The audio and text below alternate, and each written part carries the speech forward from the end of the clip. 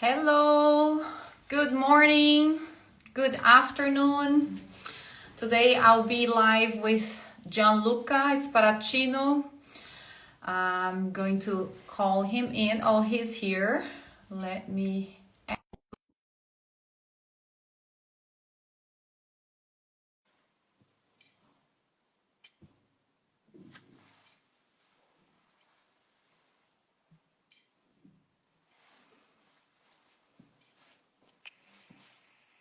Hello, ciao. Hey, how are you?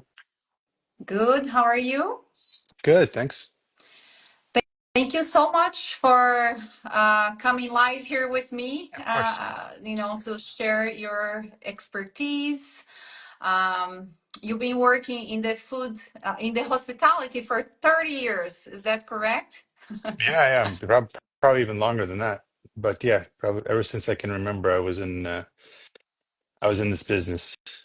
Professionally, yeah, probably about 35 years, between various different companies. Mm-hmm. And yeah, so I really appreciate you being here. I know, one thing, because the topic is about how being respected and not feared, right?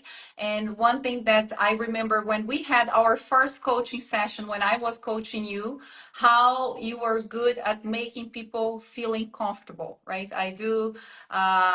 So I could say from my experience that you make that first connection very strong.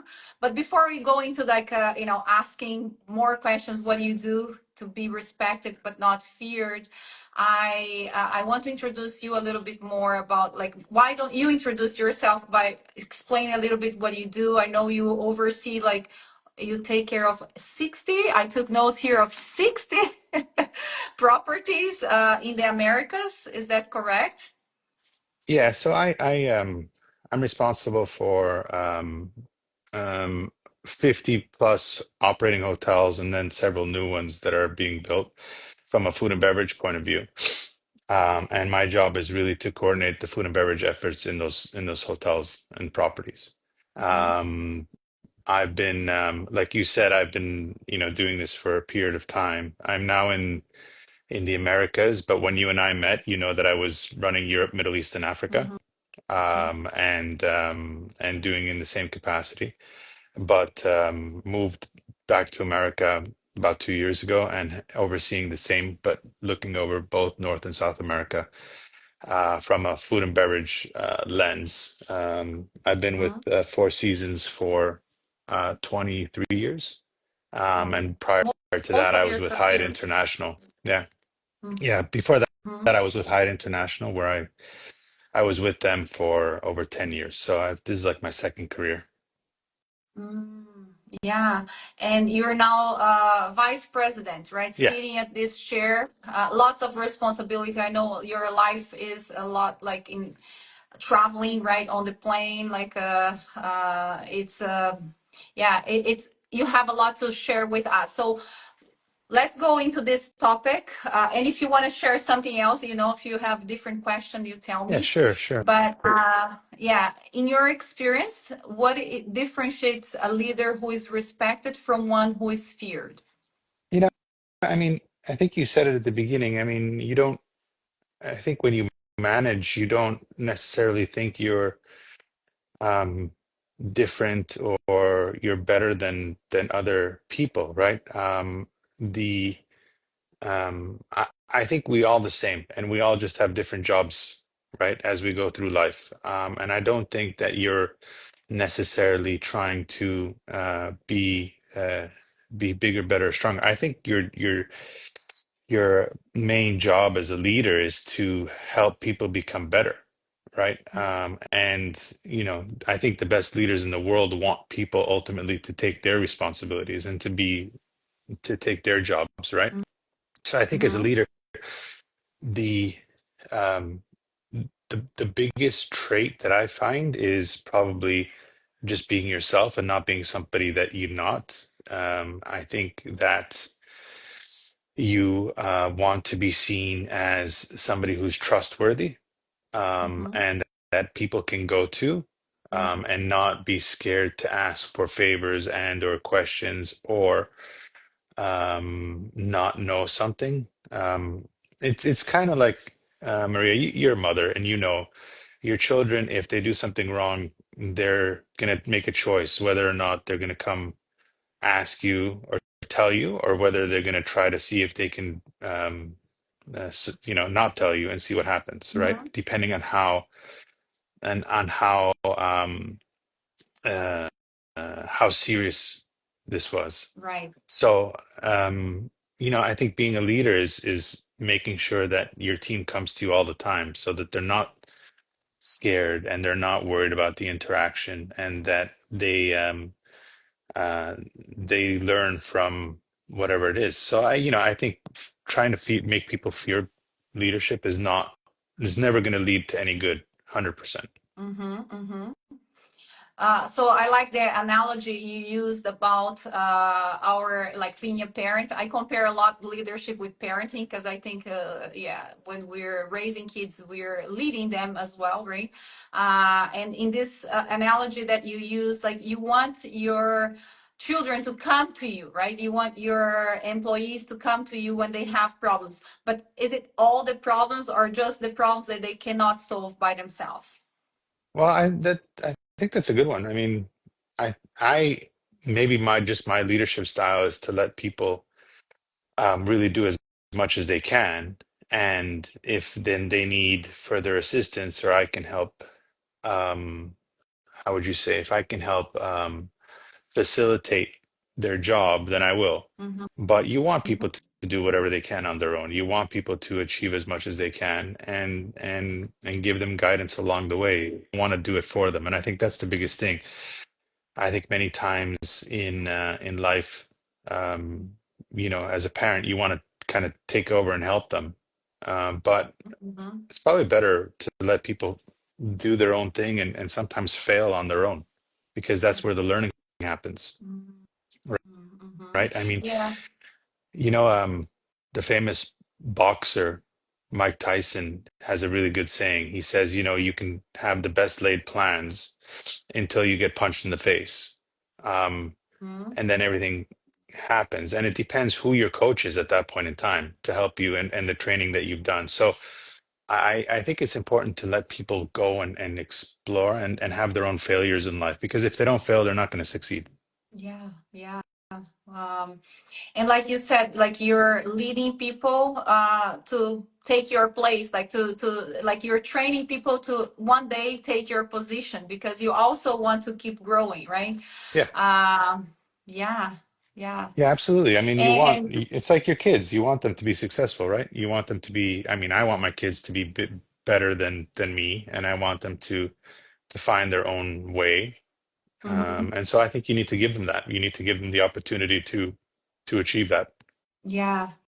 Yeah, and as you're talking before, I know one of your you said the trait, right, a leader should have, and I know it's your quality to be authentic, right? So you believe that being yourself with people you work, we're all people, right? We just do different jobs. I love like when you said that. It's like you have this ability to just be yourself with your employees, with people you work with, and how does that help you, like the authenticity piece? Um, I think when people see that you're authentic and that you're coming from a place of authenticity, they trust you.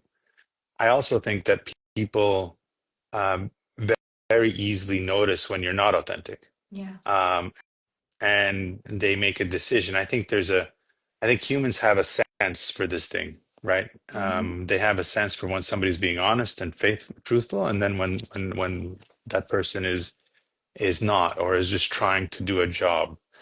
I find that whenever I've shared deep sentiment with people, it's always been for the better. And Mm-hmm. um, you know, when you share at a high level, people will share back with you, because they know that you're coming from a place of genuine responsibility, right? And so I mean, I know there's people out there who feel uncomfortable in the world of sharing, which is fine, right? Mm-hmm. But I'm not made. Makes me feel better and I think um, much more effective when I share who I am and what I do.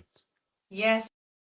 Authenticity builds trust. I love that Yeah, about you, really. And it really did in our coaching engagement as well. So let yeah, me ask you, how do you build authority and command respect without relying on intimidation? I already think it's not your style, but I'm sure you have gone some through like experiences throughout the years. Like, so, yeah, yeah. I know. I've never. felt. Intimidation doesn't work. Let me just be clear. Let's start from there. Mhm. It's just not Yeah. something that exists. I think what works is knowledge, Mm-hmm. and you're being a an expert in the field where you operate, so that you can Mm-hmm. give people good feedback and let them work on the feedback. I think intimidating people into something, it will never, in the long time, people will always leave your employment because they just won't enjoy that. Um, I think what will happen is that they will always question whatever they say, whatever they do. Mm-hmm. And it's not a, you know, when you can't wake up in the morning and enjoy or think that you're going to have a good day at work, then you're not going to have fun. And so I don't, I think you need to make work a fun place, a place where people trust each other. And I think it always boils down to the same thing. I think you need to make it familial, right? So family style, where everybody feels comfortable coming to work and you know and enjoying the work that they're doing. And you know, if you're working in a place where it's negative vibes, I don't think anybody's going to be happy in that environment, nor are they going to be. It's you're not going to have a successful team. You're Mm-hmm. only going to have a successful team when everybody's moving in the right same direction, and you know they all belong to the same esprit de corps. You know, when they all believe the same thing and they all want to achieve the same goals at the end of the day. Mm-hmm. Yeah, and how do you foster this culture of like a family, like a team, right? Team mentality, like so people feel like they look forward to come to work, they feel motivated, they want to collaborate, right? Is there any tip that you can give us? You know, again, I think it's just about creating that culture of, hey, you know, we all have the same goal in mind. We all um, want to achieve the same thing. And, it's okay to learn along the way. It's okay to make mistakes along the way. It's okay to try new things. It's okay to experiment. Um, and I think it's just a matter of everybody trusting everybody else in order to get there. Um, Mm-hmm. you know, it, trust takes time to build, right? Mm-hmm. So people need to be in a position where they 100% believe that you're taking them in the right direction and not off of a cliff, right? Mm-hmm. Um, so I think that's really important is that you foster trust by knowing that people can count on you, right? Mm-hmm. To have their back whenever they need that. If people Mm-hmm. don't think, if people lose faith in you and as a leader, and they don't think that you will help them and grow, I think that that's when it doesn't work. So I think you, in my opinion, you need to make your working environment light, Mm-hmm. right? Not stiff.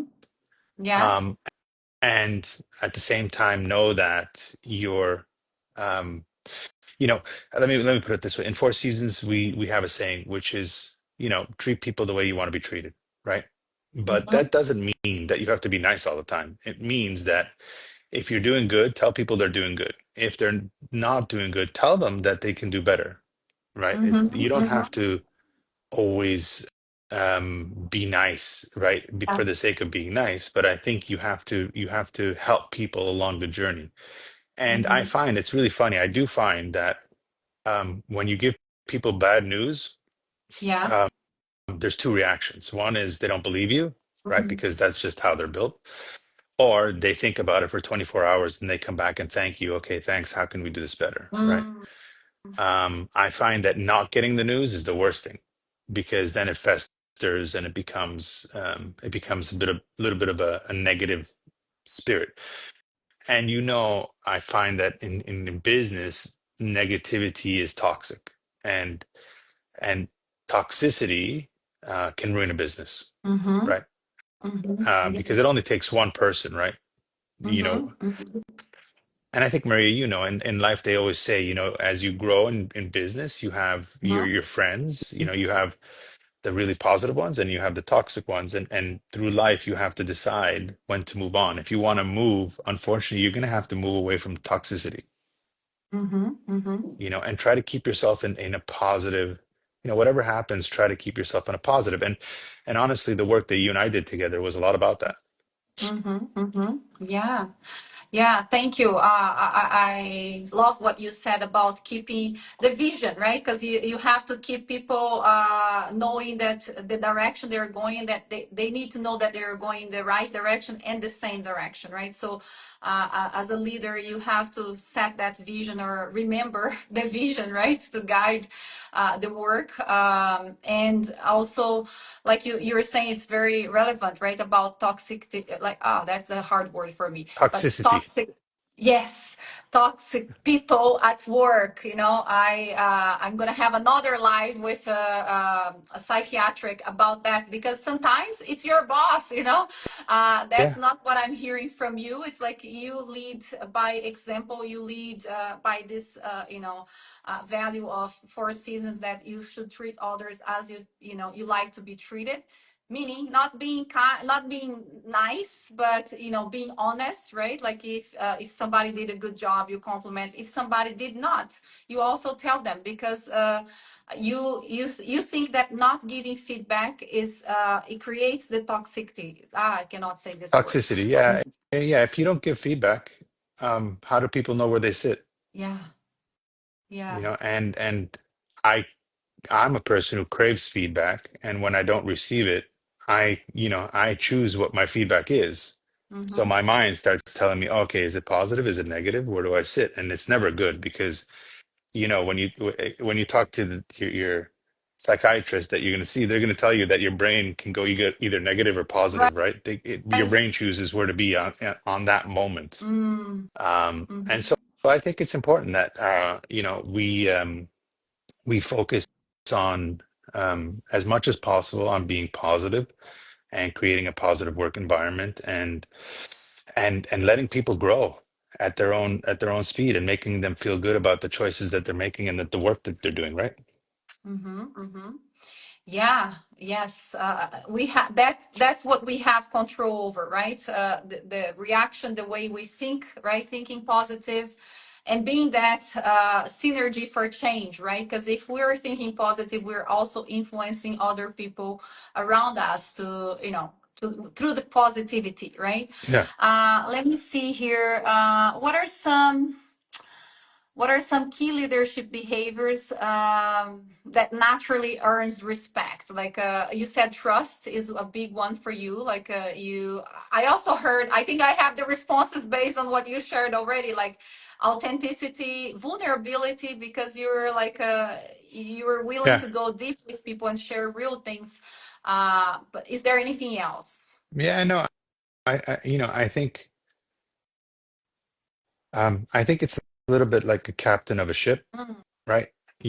The captain needs to be the first one on and the last one off, right? And I think when people look at leadership, they need to know that they can trust that that person is going to have their back on anything that happens, and that mhm, that person is going to be, put them first, um, at all given times.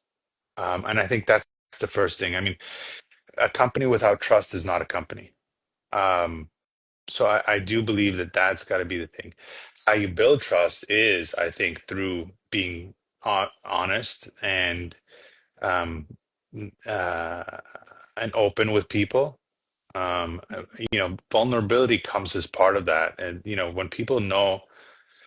I think your team needs to know when you're not having a good day, right? I Mm-hmm. think you need to be honest about that, and they need to know that just because that you're human Yeah. and that you can't have a wall in front of you all the time. Mm-hmm. Mm-hmm. Um, and then I think there's the operational knowledge and the product knowledge and the things that you bring to the table, Mm-hmm. which are very important, Mm-hmm. right? And that's what people want to learn from you. And when you have time on one-on-one, that's when they learn the most, right? That's when they learn. You're teaching them and you're showing them how to do things, and that's, I think, one of the really important pieces of the learning cycle. So I think you have to bring an arsenal of things. Um, People want to know. I think your team wants to know why you're the leader. And so I think as the leader, you need to be, diligent. You need to act by example, right? Mm-hmm. Mm-hmm. You need to Mm-hmm. be committed. If you say you're going to do something, then you do it. There's a lot of keys that you go there, and I think as a leader, you need to also say, you know what, sorry, this one didn't go well, and we didn't do it right. So Mm-hmm. they need to know that you mean what you say, right? But you're going to do. You're an action taker, not a talker. Mm-hmm. Mm-hmm. You know? Yeah, as I'm hearing you, I'm reconnecting to the analogy of parenting, Yeah, right? Like it's pretty yeah, much that, like your kids need to know that you're there in case they need, right? Like you're yeah, not there all the time with them, especially you that have grown up kids already, right? You're not with them all the time, but if they need you, you're there, right? yeah, And you're setting the example. You're not perfect, none of us, right? I'm not perfect, but we're willing to apologize or own it when we make a mistake, right? So, yeah. um, I read a quote the other day, which is really interesting. Is as a father, well, even as a mother, but as a father, you know, you my my gift to my kids is that you will always have a home, whatever happens, however mhm, good, however bad, whatever happens in your life, you will always be able to come home. And I think that's very powerful, yeah, right? Because, and I feel it. I know in my house, like, my mom, for example, she always has an open house for me. If I have bad days, even at my age and the position, that's all really irrelevant, yeah, right? Because at the end of the day, there's, three or four people around who affect your life, right? mhm, Truly, right? And they're the closest ones. But knowing that you have a fallback, which is your home, I think it's really important. mhm, And I also think that that applies to this world, and that's part of the your team going out and doing things. And if it doesn't mhm, work, that they know that they have a home, right? mhm, mhm, I've mhm, in my career, um, the most satisfaction that I get, honestly, is when I see people grow and become better and stronger.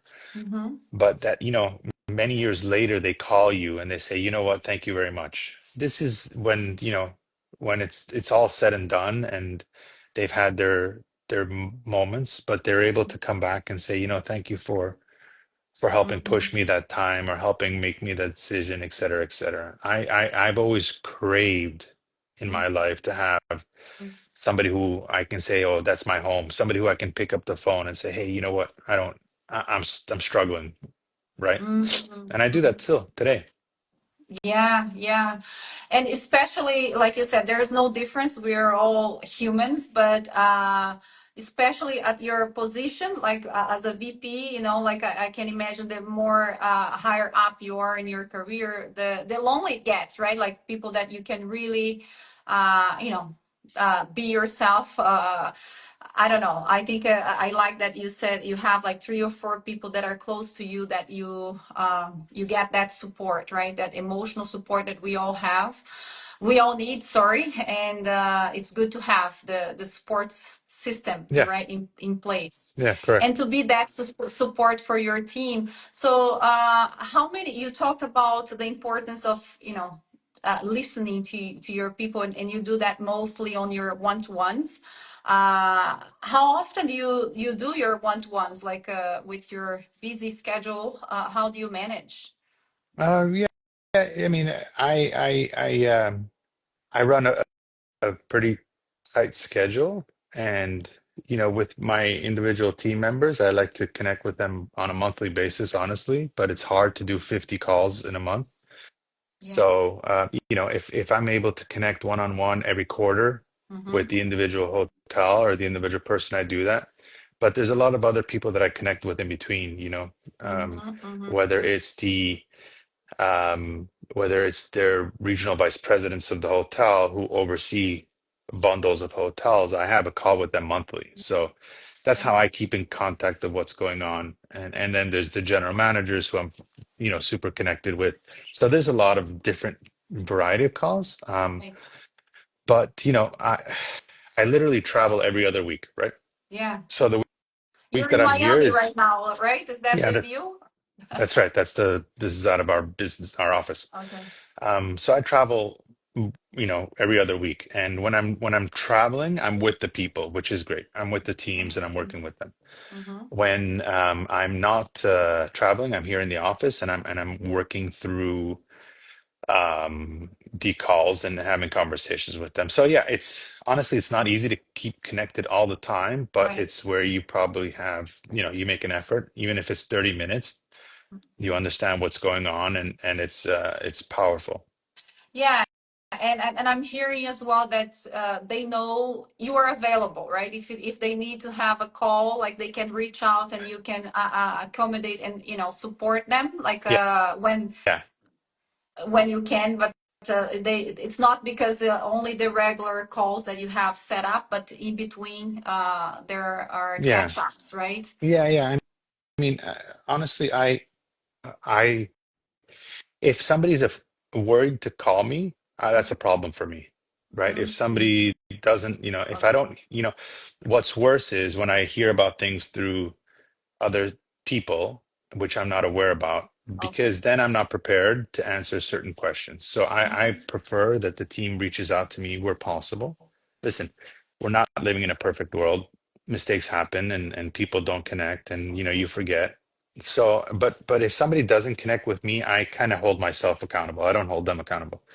I've done something wrong with that relationship. I haven't fostered the relationship enough for that person to trust to call me, you know. Mm-hmm. So I think Mm-hmm. that maybe Maria for this conversation, it's really important that as a leader, you shouldn't think it's somebody else's responsibility. Mm-hmm. I think Mm-hmm. it's your responsibility to foster relationship. Now, if you have to build relationship with 50 individuals, it actually it would be 100, let's say, because I Right. like to have a relationship with the director and I like to have the relationship with the executive chef. And if I'm not able to build that relationship, then it's on me. It's not on them, Oh, right? really? I That's You how I've don't always think seen it my goes life. both ways, no? Yeah, but I think if they because it's very easy for you know how it is when you call me, for example, you always say you always do this. You say, I know you're very busy, right? Because And I know you are. no, no, no, but my point is everybody thinks that, but Yeah. sometimes I'm not busy enough for the things that are most important. Mm-hmm. And what's Mm-hmm. Mm-hmm. most important in a career and what's the most important is time, right? Mm-hmm. Mm-hmm. and and you have to be able to give time to people because that's when things get done. Yeah. Where I am not good is if I don't have the administrational help to get documents out and to analyze and all that, then I that's where I need somebody working on things to show me, hey, is this correct, and then on from there. but Mm-hmm. but the one-on-one time, the personal connection, that is the most, in my opinion, 100% the most important thing you can do in any business, and you'll always be Yeah. successful. Yeah, yeah. What you're saying makes lots of sense. Of like, as you grow. I work from managers of managers, directors, executives as well. But I see that as you grow, like the less you're gonna be involved in the paperwork, like you're saying, what is your weaknesses, but it's not like really it's still necessary, but it's not your primary job, right? Your primary job is those relationships, like it's the communication, it's yeah, being available and managing those stakeholders, right? Is that correct? Yeah, yeah. Your main job as a leader, okay, of course you have strategic goals, and of course you've got business goals, financial goals. That's right. Absolutely. But your job as a leader, I think, is people, right? Mm-hmm. In a great Mm-hmm. organization Yeah. is getting the most out of people Right. and letting the people run great businesses. I don't think it's if I was by myself here, I'm in trouble. Yeah. There's no way. Yeah. I can't run, $1 billion worth of food and beverage by myself. It doesn't work that way. Right. It's the 50 hotels that are running that business. So they have to be responsible for their individual P&L, Mm-hmm. but they have to also know how to run their business. So the best thing I can do is be a mentor, be, a leader for them, give them the advice that they need, and also say, you know what, if I don't know something, I'll go find out for you and I'll go fix it. Mm-hmm. And I think that's what is leadership is about making people enthusiastic and making people, uh, proud to be part of something. I love sports, and I grew up Nice. coaching my kids and different sports. I did football, I did soccer, I did baseball, Cool. and you can get. I've realized this in life. You get on a soccer field, you get 11 players, and when they're young, Yeah. right? When they're 7 or 8 years old, nobody's good. I mean, they all think they're good, but but you're it's very easy to motivate kids to have fun and to Yeah. enjoy a sport. And then the 11 kids become one, right?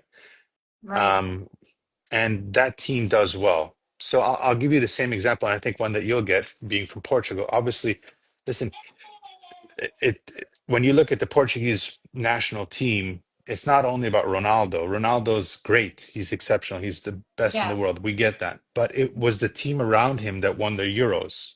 You know what I Mm-hmm. mean? Mm-hmm. Because Yeah. they did it. Remember that he was on the sideline at one point and he was giving them advice, but he Right. was not there and they were doing it. But they had a leader Mm-hmm. that cared enough to push them. And and Portuguese, the football, you see it like the Italians, it's the most important thing, Yeah.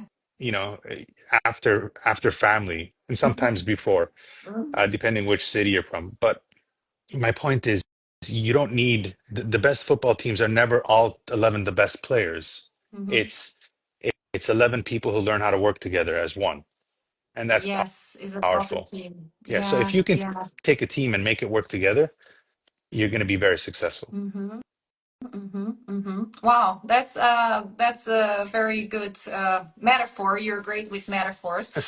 Yeah, what came to my mind was like the name of Cristiano Ronaldo is the one that we hear most, is the one that yeah, we know, and he also makes sure to be the first one there, the last one to Yes. leave in the training, right? He is a leader naturally. He's a leader, but he wouldn't do it alone, right? Like it's the team, and even when he wasn't there, the team made it, right? Because yeah, because they work together, they collaborate, right? Yeah, That's absolutely. great. Hmm. Let's see here. I'm very grateful for you giving your time. So just wanted to say that one more time. No problem. But let me see if it's not too repetitive. This question that I have prepared here. No. Yeah. How do you handle difficult conversations or hold people accountable? Yeah, without creating fear. Yeah, I mean, um, it's it's it's a trust. I think Mm-hmm. again, I think you have to trust that, Maria, if I need to tell you something, you need to trust that I'm doing it because I think it's better for you. And Mm-hmm. often in that conversation, I'll often say, "Can I give you some feedback? Are Yeah. you okay?" I will ask for their permission to Right. give feedback. I won't necessarily just jump in there and say, "You did wrong and you did this and blah blah blah." That's not my character at all. Mm-hmm. And if somebody says, "No, you know what? I don't want to hear it," then I won't give you the feedback, and that means that you're not ready for it. But I think Right. if you're ready to hear it, then I'll say to you, "Listen, I this is my observation. You can take it for what it's worth, but you need to understand how the perception is or how this was seen." Um, I found over time, Maria, that people need to figure it out for themselves. It's not, you can't change somebody. You can't change a human being.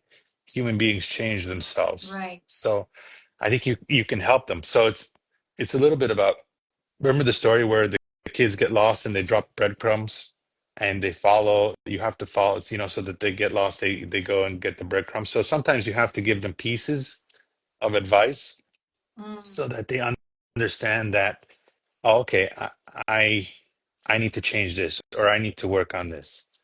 Um, Mm-hmm. but if you go to tell somebody, listen, you're wrong and you don't know what you're talking about, and I don't like what you, it will never be good. It doesn't go Mm. anywhere. Yeah. I just it's a not a positive environment, Yeah. and I think that that's important. You have to create positivity. Mm. Yes. Yes, Luca, I agree with that, and that saying that you can take the horse to the water, but you can't make the horse to drink the Yeah, water. of It's like that, right? course. You can give the feedback with the permission. I love that you ask for permission to see if the person is receptive for the feedback. But even giving the feedback, not to be attached that they will change, that things will magically shift, right? Because it's up to the person to make that shift, right? To Yeah, integrate this feedback or not. yeah, No? absolutely, Yeah. absolutely. Mm-hmm. It's up to you to make the change. My job is to tell you where where to look. Mm-hmm. Mm-hmm. All right. So let's see here. Another. Yeah. What advice do you have for leaders who feel the need to be tough and to be taken seriously? And I will be honest, I have coached people who lead with a bit of like mentality of like, okay, I will put people to compete, so in order to motivate them, and that can work, but it doesn't take you further. It can, I think it is a strategy, but not sustainable, I would say. But in your opinion, let me repeat did you get Yeah, the yeah, no, no, question? yeah. I mean, listen, to create a competitive environment is fine. If you hire great leaders, they're going to be competitive. They have to be because they would have been competitive in school. They would have been competitive in anything they did up until this point. Mm-hmm. Um, I think to create competition within the business is not bad, Okay. but it has to be healthy. It has to be healthy competition. It can't be, if you are the, the best guy is going to get the best job. That happens, but I think you need to create competition that's friendly and that's fun, and that people are able to excel in what they do best. Every Mm-hmm. person does something great, right? Right. Sometimes they don't know what it is, or sometimes they haven't dug deep enough. Right. And I think your job as a leader is to find what that greatness is. Uh, Mm. Mm-hmm. Mm-hmm. so, if you put people at ends against each other, I think, if you're not careful, you're gonna create a toxic workplace, right? If everybody's Right. always competing, or let's say everybody's competing not to lose their job, that's not Mm. good. But if people Right. are Right. competing to make something better, I think that's good. Again, Mm. I think it's positive competition versus negative I competition. You know, like that perspective. Yeah. I think it's okay. Positive. I mean, I love hiring uh, people who come from sports, Mm. Yeah, right? So there's I, always a competition, but it's a fun yeah, competition, right? yeah, but I also love hiring them because they know how to lose, Mm. right? Mm-hmm. Great Mm-hmm. leaders, I think, know how to lose from time or have lost in the past. I've worked with people who don't know how to lose and don't want to lose at any cost, and that's not necessarily a great thing. because Right. that means they're going to do, yes, I think you need to do whatever it takes in business, but sometimes they take it to a point where it's super uh it's such a competitive environment that like I said, it doesn't feel positive. It becomes a negative working space. Mm-hmm, mm-hmm, mm-hmm. Okay, I like that. Good competition is like It's healthy. knowing how it's healthy because the person knows how to lose as well. It's Yes. important that you know Yeah. you learn that, right? And through sports people learn that. Yeah. My son's still learning. He's 8, is gonna turn 8, and yeah, he's learning now to lose, and Yeah. I'm like, it's part of the game, right? Winning or lose, and that's part of So life, right? so So I'll tell you something funny, and I don't know how obviously you manage your children, but in sports, mothers are the greatest thing to watch, in my opinion. Mothers with sons, because on one side you want your son to do really well, and, and like again, on a football field, you're gonna be the one who's like, push it, go faster, score, blah blah blah. But then the minute that he has a moment, you'll be, oh, it's okay, don't worry. Moment. yeah, You'll do both. You'll play both sides. You'll push him right, really hard to do the best, yeah. and you expect him to be, and I'm sure everybody in Portugal expects their son, I'm talking about sons here, to play like Ronaldo, just because that's the Oh, expectation. that's their, yes. Yeah, so that's, Idol. yeah, so everybody wants that. But, when your son does fail, what he needs more than anything is to know that he's got a home, right? So that it's Mhm. okay. And I didn't fail. I mean, I had a good game, but it wasn't great. Tomorrow will be better. And I Mhm. think as a mother, which is a teacher, you're going to teach them how to get up and go back and show up for the next practice, and Yeah, teach them, listen, you got to continue to practice in order to become good. yeah, And I often look at this with mothers and sons in sports, because the mother's really, I think, driving, because the sons want to be great in front of the mom. They want to showcase what they can. So if yeah, you take that into business, your team wants to show what they can do. And yeah, if you're telling them every time, don't do this, don't do it this way, don't push it this way, that you're going to lose that person. But if you let them go and showcase and say, hey, I did this, it's going to be great, and you give, the more you give them, the better they become. It's not that you're giving away your job, you're actually creating exceptional bench strength. You're training them to be great. And I mm, think a great leader, if there's one thing that I've taken um, from my coaching days, is a great leader is a great coach. mm-hmm, mm-hmm, You know mm-hmm. and Yes. and when you start a business, and when you're working on a business, surround yourself with a great team that can be trained and that wants to be trained, Yeah. not necessarily only with people who think they know it all already. Mm. This is a drop mic. Was that the mic drop? Yeah. Yeah, mic drop.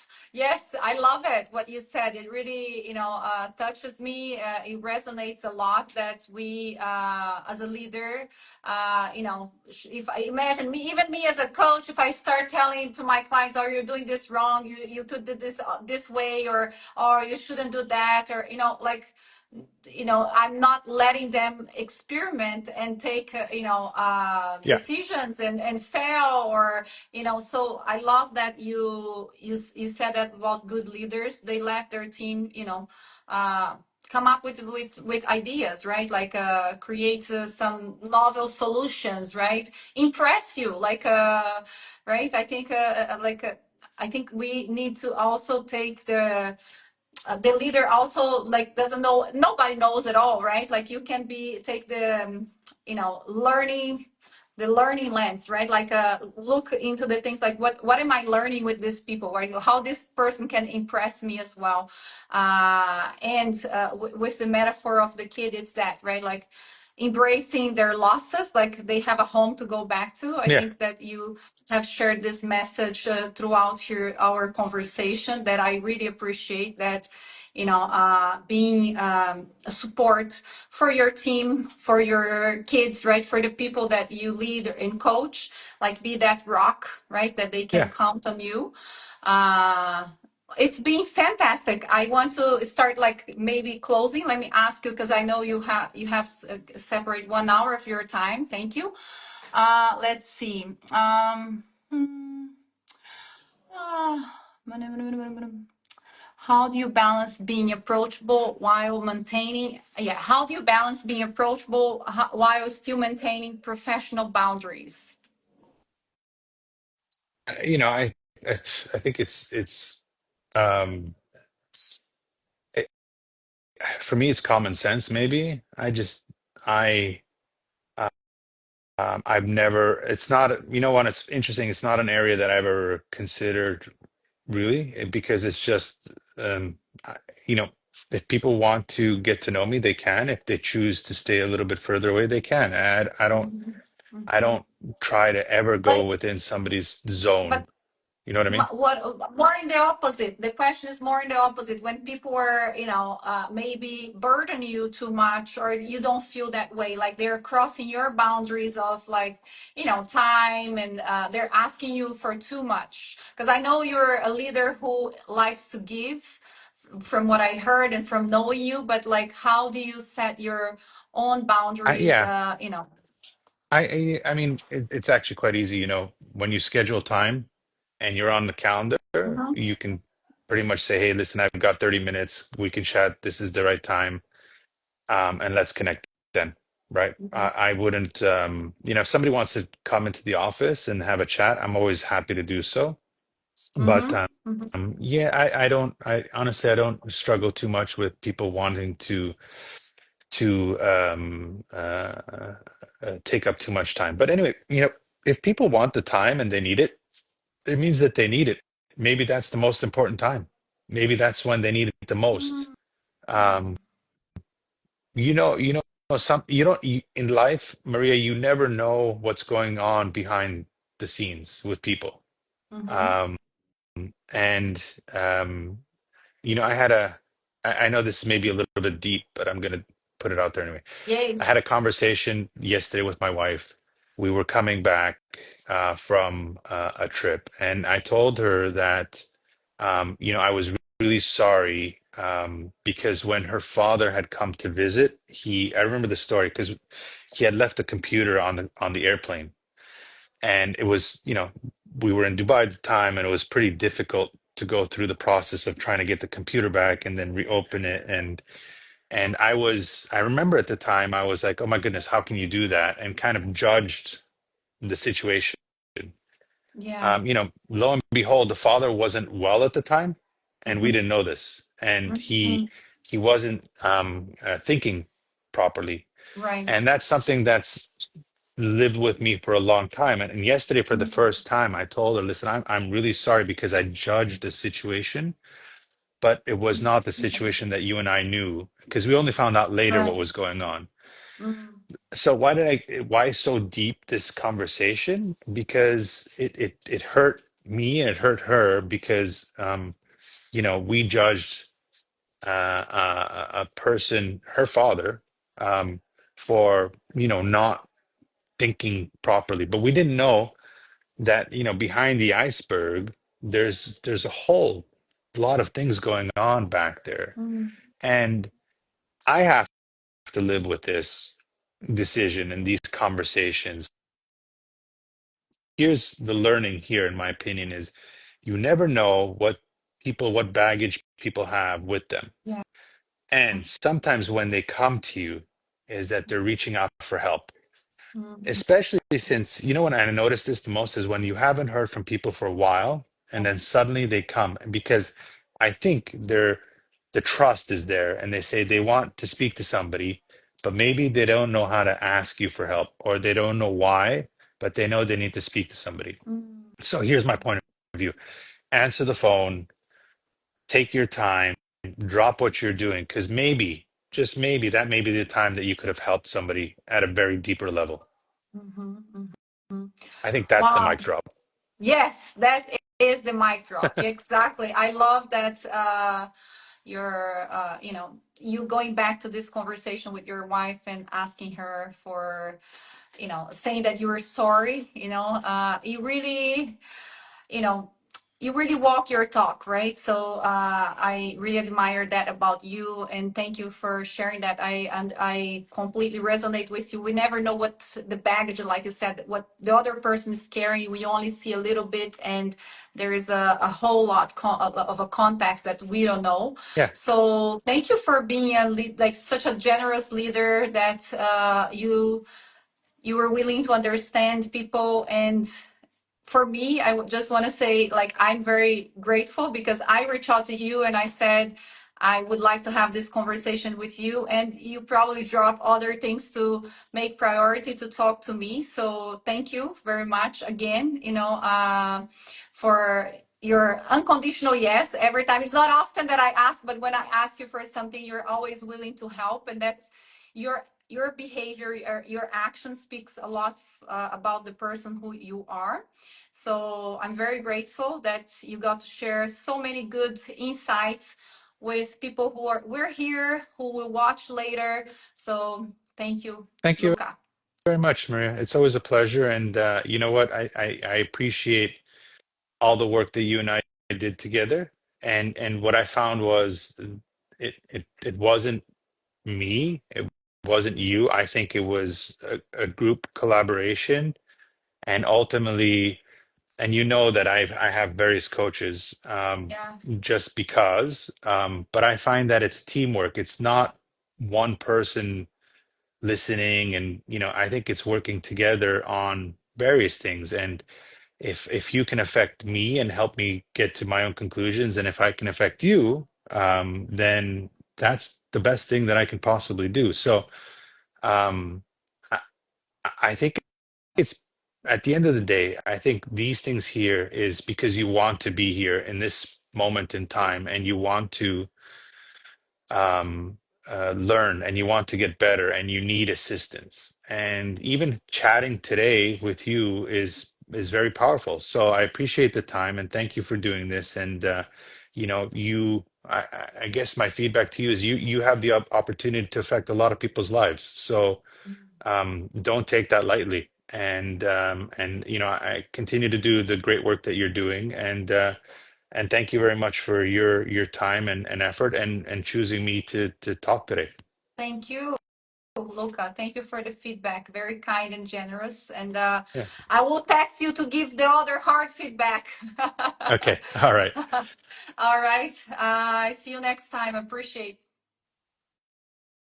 All right. Take care. Ciao, ciao. Bye bye. Ciao. Ciao.